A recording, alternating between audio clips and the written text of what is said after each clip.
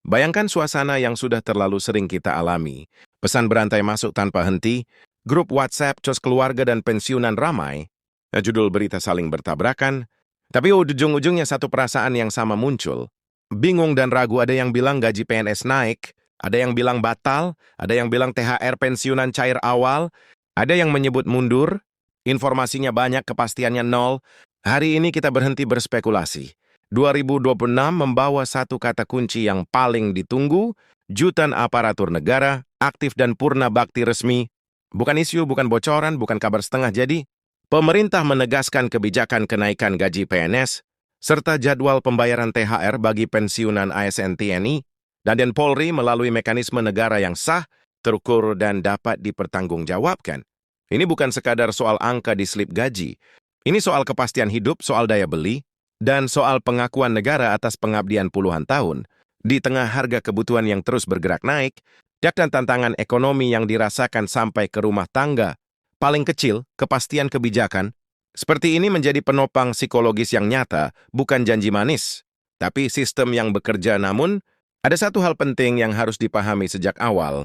Tidak semua orang menerima pada waktu yang sama, tidak semua nominal akan sama, dan tidak semua informasi yang beredar layak dipercaya. Di setiap momen kebijakan besar, selalu ada dua arus yang datang bersamaan, arus resmi dari negara dan arus kebisingan dari rumor, spekulasi bahkan penipuan. Banyak yang akhirnya panik, merasa tertinggal, lalu mengambil langkah yang justru berisiko, padahal hak tidak pernah hilang. Hanya karena kita tenang dan menunggu jalur resmi. Bayangin sebentar, setelah berminggu-minggu beredar pesan berantai, potongan status WhatsApp, dan kabar simpang siur soal THR dan gaji ketiga WSB 2026. Akhirnya hari ini kita bisa bicara dengan tenang dan yakin kabar yang ditunggu jutaan ASN, pensiunan TNI dan Polri itu bukan lagi isu, bukan janji, dan bukan katanya. Katanya pemerintah Republik Indonesia resmi memastikan terden gaji ke-13 2026.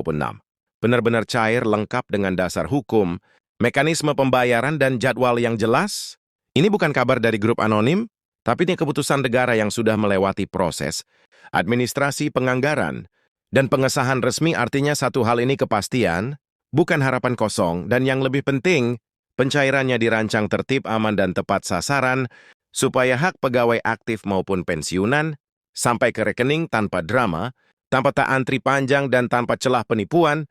Setelah pembuka yang menegaskan kepastian, kini kita masuk ke bagian utama yang paling ditunggu, penjelasan resmi, runtut dan utuh tentang THR dan gaji ke-13 2020-an, bukan versi potongan, bukan spekulasi, dan bukan angka asal sebut.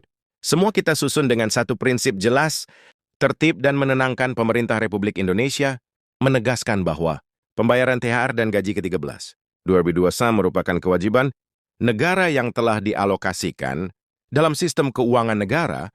Artinya kebijakan ini bukan kebijakan dadakan, bukan pula respon sementara, melainkan bagian dari tata kelola belanja negara yang terencana dan terukur. Dalam konteks ini, THR dan gaji ke-13 bukan sekedar tambahan penghasilan, tetapi instrumen negara untuk menjaga kesejahteraan aparatur dan purna bakti di tengah dinamika ekonomi. THR atau tunjangan hari raya memiliki fungsi utama, membantu kebutuhan menjelang hari besar keagamaan, sementara gaji ke-13 dirancang untuk membantu kebutuhan di pendidikan keluarga, terutama menjelang tahun ajaran baru. Dua kebijakan ini berjalan berdampingan, saling melengkapi, dan sama-sama memiliki dasar hukum yang jelas, yang perlu dipahami sejak awal. THR dan gaji ke-13 bukan hal yang sama, meskipun sering dibicarakan dalam satu nafas. Waktu pembayaran, komponen, dan tujuan penggunaannya berbeda, karena itu penting bagi Bapak dan Ibu memahami keduanya secara terpisah, agar tidak terjadi salah persepsi. Sekarang kita bahas siapa saja yang berhak menerima THR dan gaji ke-13 2026. Pemerintah memastikan cakupannya luas dan inklusif. Penerima pelayanan aparatur sipil negara, baik PNS maupun PPK, anggota TNI dan Polri, pejabat negara, serta para pensiunan. Bukan hanya pensiunan yang masih hidup, tetapi juga janda, duda, dan ahli waris yang secara hukum tercatat sebagai penerima manfaat negara, memastikan bahwa pengabdian tidak berhenti saat seseorang pensiun atau wafat. Hak keluarga tetap dijaga sesuai ketentuan. Inilah prinsip keadilan sosial yang menjadi dasar kebijakan manfaat pensiun dan tunjangan lainnya. Namun, penting dipahami bahwa tidak semua penerima mendapatkan Nominal yang sama ini bukan kesalahan, bukan ketidakadilan dan bukan pemotongan diam-diam. Perbedaan nominal adalah konsekuensi dari sistem per set net yang berbasis data and proporsional. Untuk THR komponen yang diperhitungkan umumnya meliputi gaji pokok, tunjangan keluarga, tunjangan pangan, dan tunjangan kinerja sesuai ketentuan yang berlaku. Bagi pensiunan, perhitungan didasarkan pada manfaat pensiun bulanan yang menjadi haknya. Sementara gaji ke-13 memiliki struktur yang serupa, namun diterapkan pada periode yang berbeda. Besaran yang diterima. ASN golongan rendah tentu berbeda dengan pejabat, struktural atau fungsional tertentu, demikian pula pensiunan. Golongan IA tentu berbeda dengan golongan IA, atau seterusnya, semua dihitung oleh sistem, bukan oleh individu, sehingga potensi kesalahan manual ditekan seminimal mungkin. Sekarang kita masuk ke bagian yang paling sering memicu kegelisahan, yaitu jadwal pembayaran. Pemerintah menetapkan bahwa THR 2026 dicairkan menjelang Hari Raya Keagamaan dengan mekanisme transfer langsung ke rekening penerima, sedangkan gaji ke-13 dibayarkan pada pertengahan tahun, biasanya berdekatan dengan kebutuhan pendidikan keluarga. Namun perlu dicatat, pencairan tidak selalu terjadi serentak dalam satu hari yang sama. Untuk semua orang dalam sistem pembayaran massal yang melibatkan jutaan rekening, penyaluran dilakukan secara bertahap atau bergelombang. Tujuannya bukan menunda, tetapi menjaga stabilitas sistem perbankan agar tidak terjadi gangguan layanan.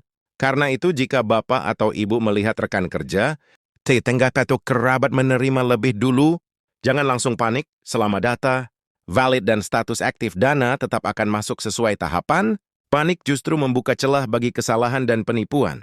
Salah satu kunci utama kelancaran pencairan adalah validitas data.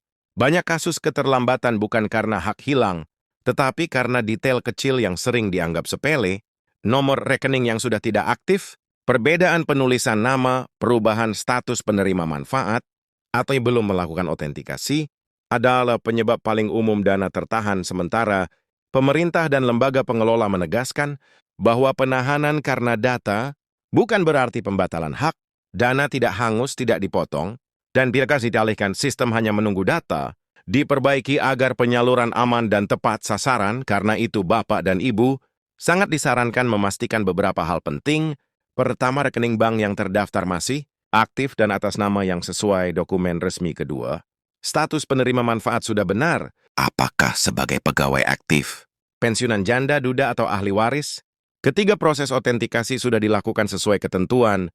Autentikasi atau verifikasi diri bertujuan memastikan bahwa dana negara benar-benar diterima oleh pihak yang berhak. Proses ini bisa dilakukan melalui aplikasi resmi atau melalui bank mitra. Jika autentikasi terlewat, sistem akan menunda pembayaran demi keamanan, bukan menghapus hak. Disinilah peran keluarga menjadi penting.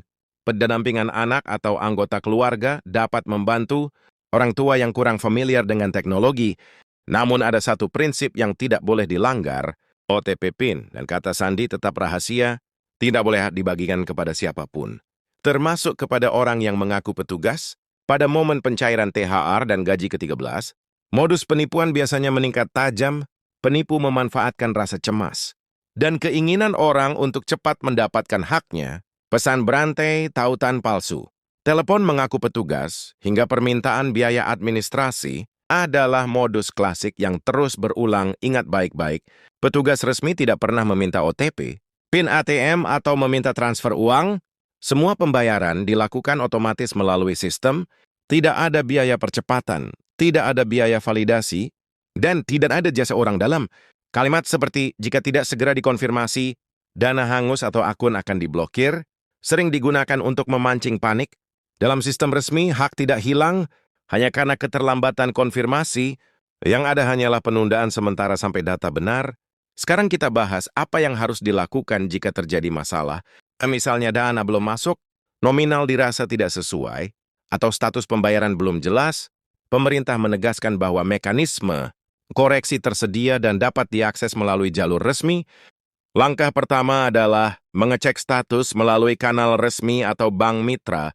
Jika masih ada ketidaksesuaian, penerima dapat mengajukan pertanyaan atau petting 2 dengan lampirkan dokumen pendukung.